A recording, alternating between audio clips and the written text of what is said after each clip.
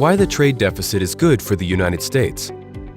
The issue of the U.S. trade deficit is a thorny one, which causes much consternation in political and media circles in the U.S.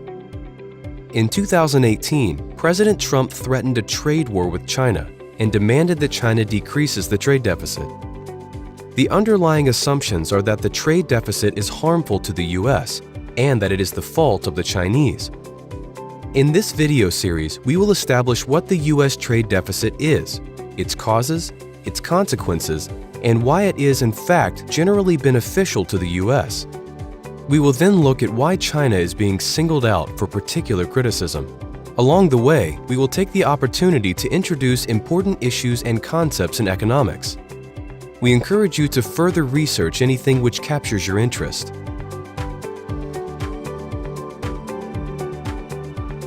The U.S. and the rest of the world engage in constant trade, selling goods and services to each other.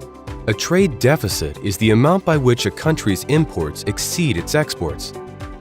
For example, in 2017, the U.S. imported $2,903 billion of goods and services from the rest of the world, but only exported $2,351 billion of goods and services.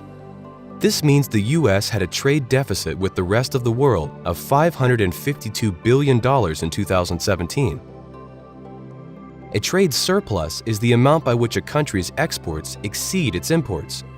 We can also then immediately state that the rest of the world had a trade surplus with the U.S. of $552 billion in 2017.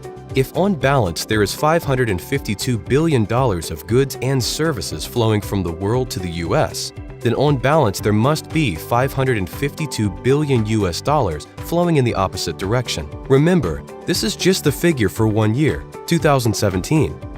Repeated trade deficits year after year means that the world builds up huge reserves of US dollars over time. For example, as of 2018, it is believed that the Chinese state alone has accumulated approximately $2 trillion US.